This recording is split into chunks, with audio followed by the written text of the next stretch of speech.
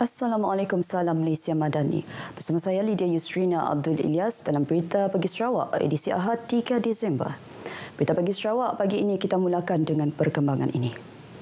Mesyuarat Jawatan Kuasa Teknikal Perjanjian Malaysia 1963 MA63 pada Januari tahun depan akan membincangkan perkara-perkara berkaitan penurunan kuasa autonomi bidang pendidikan dan kesihatan kepada Sarawak dan Sabah. Menurut Timbalan Perdana Menteri Datuk Seri Fadilah Yusof yang juga pengurusi Jawatan Kuasa Teknikal MA63, mesyuarat tersebut sepatutnya diadakan pada Selasa ini namun terpaksa ditangguh sehingga Januari depan.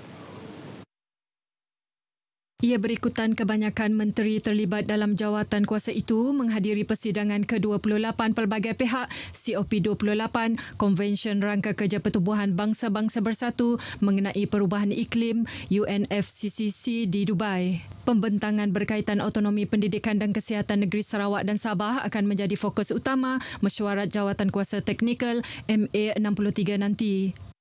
Ada beberapa perkara lagi yang belum selesai yang sedang dibincangkan oleh Jawatan Kuasa Teknikal dan Jawatan Kuasa Kerja. Satunya adalah bidang kesihatan, kedua bidang pendidikan. Dan perkara ini akan dibentangkan kepada Jawatan Kuasa saya. Apakah hasil mesyuarat di peringkat kerja Jawatan Kuasa Kerja? Kalau belum dapat selesai juga, dan di situlah peranan kami lah untuk mencari penyelesaian dan seterusnya untuk membawa kepada Jawatan Kuasa pelaksanaan yang dipengerusikan oleh Yang Berhormat Perdana Menteri dan di mana Ketua Menteri dan juga Premier berada dalam jawatan kuasa majlis tersebut.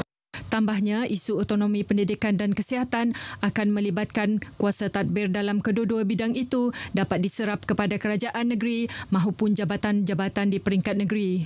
Beliau yang juga Menteri Perladangan dan Komoditi Malaysia serta Ahli Parlimen Petrajaya memberitahu pemberita pada Majlis Penutupan Program Promosi Kemahiran Teknikal dan Latihan Vokasional TVET 2023 di Kuching. Seramai 120 orang pelajar dari 4 buah sekolah sekitar kawasan Parlimen Petrajaya terlibat dalam program anjuran bersama Yayasan Kemajuan Insan Sarawak Yakin dan Pusat Khidmat P194 Petrajaya itu.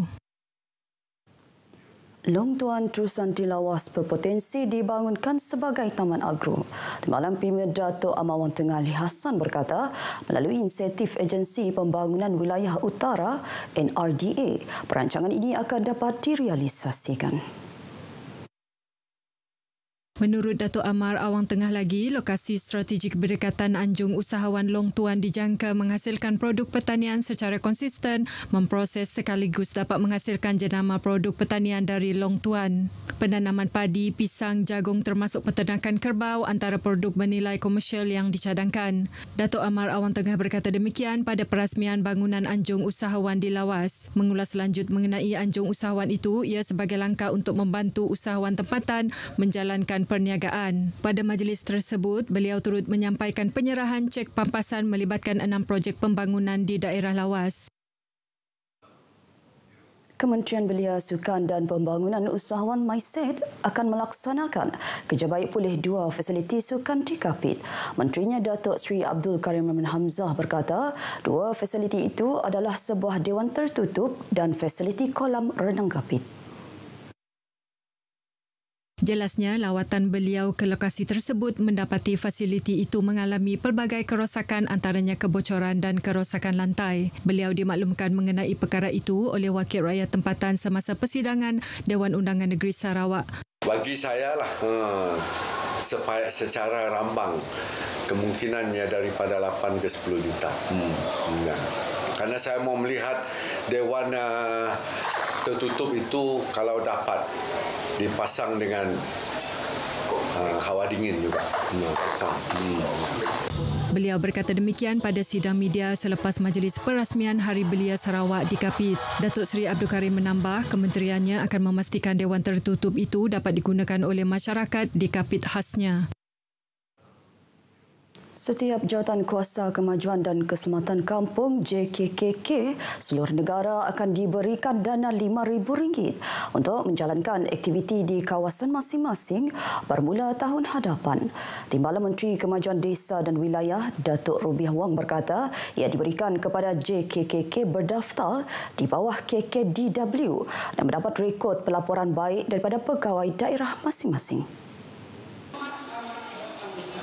Ujarnya ia diluluskan semasa pembentangan bajet baru-baru ini iaitu lebih 500 juta diperuntukkan untuk program tersebut.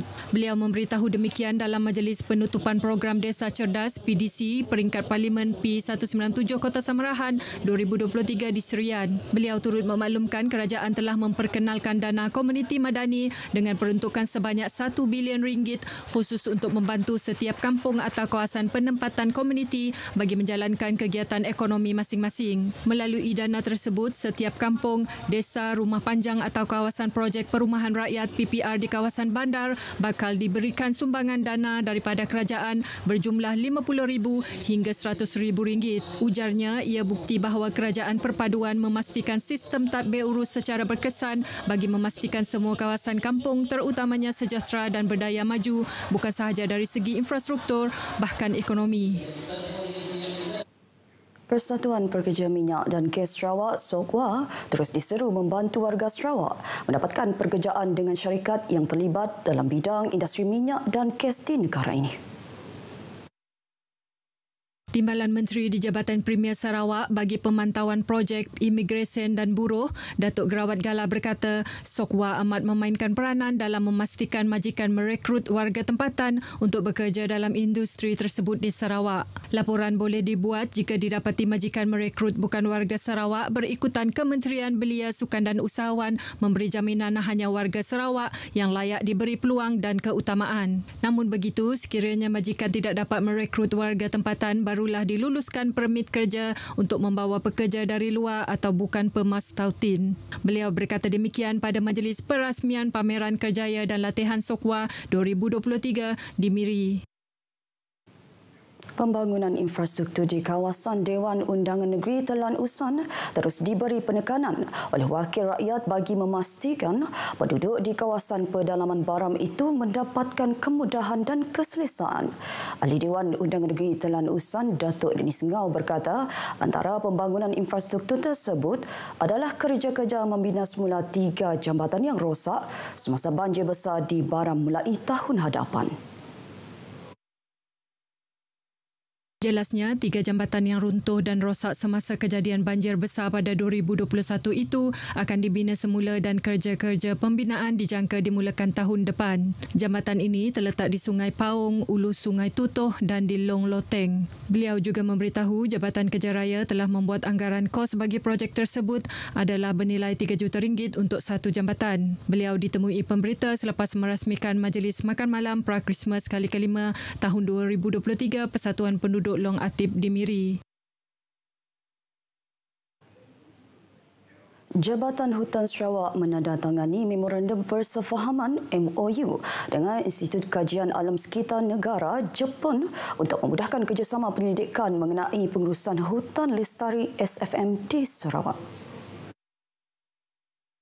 Pengarah Jabatan Hutan Sarawak, Datuk Hamdin Muhammad berkata, MOU ini adalah penting untuk membangunkan metodologi yang berkesan untuk penilaian dan pelaksanaan fungsi dan perkhidmatan ekosistem hutan yang penting untuk mempromosikan SFM dan pemeliharaan seperti yang digariskan dalam rangka kerja Biodiversity Global di bawah CBD COP15. Jelasnya, MOU ini antara lain melibatkan kerjasama dalam bidang penyelidikan untuk pengurusan hutan lestari, ekosistem hutan dan pemeliharaan biodiversiti, penganjuran bengkel bersama, persidangan, latihan dan semua bidang yang dipersetujui bersama. Menerusi kenyataan itu juga, matlamat bersama MOU adalah untuk mewujudkan masyarakat mampan, melengkapkan dengan sempurna usaha penyelidikan bersama yang menumpukan kepada pengurusan hutan lestari di hutan tropika Sarawak.